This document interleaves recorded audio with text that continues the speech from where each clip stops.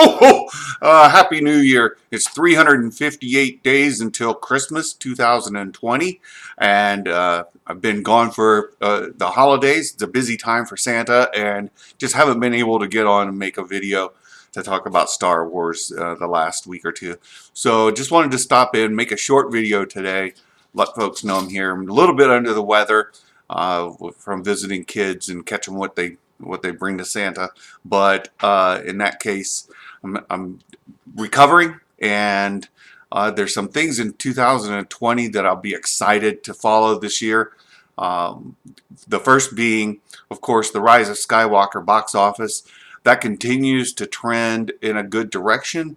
It's going to fall short of where I had hoped to see it. I'd kind of had it tracked against The Lion King. Lion King finished its global box office at 1.6 billion, and I don't think that there's enough overseas legs with The Rise of Skywalker to get it to 1.6. It looks like the global or the U.S. domestic total box office is going to track with The Lion King, perhaps come in at or just above it, but it looks like the global is going to come short. And of course, a big factor there is China. And Star Wars had a China problem.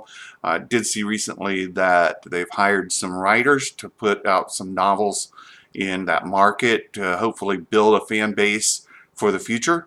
But at this point, there's just not enough there to bring it up. Secondly, there's an event coming up very shortly.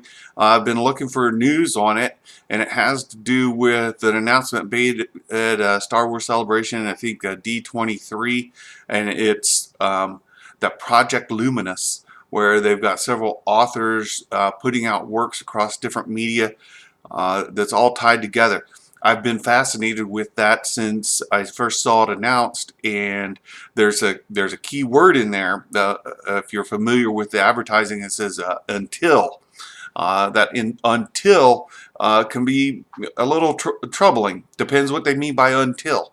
Looking forward to seeing that and getting more details on that. If anybody comes across any information regarding Project Luminous, please send it my way. I'd love to read more about it. I keep looking online for information and just haven't seen anything yet.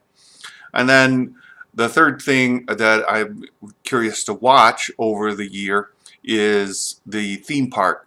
We just had the second ride open up at Disney World and Disneyland, and I'll be curious to see over this year 2020 what happens with the theme park admission with Galaxy's Edge. The attendance has been moderate at best, somewhat low according to some, and it would be interesting to see if that attendance starts to pick up as that park is now fully featured, and as it grows over time. I think the opening months, with the price increases they had at the parks, combined with what they have, the anticipation of crowds that people stayed away. I think if you're going to spend that much money to go to a theme park, you want to make sure you get your full money's worth, and that second ride not being open and being a major attraction would be a reason, at least for my family, to withhold.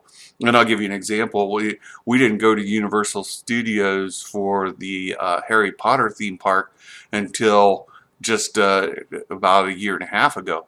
And that was mostly due to not wanting to deal with the huge crowds that were there when it opened and the months following. And I think Disney did not want to have hours and hours long waits like they did at Universal.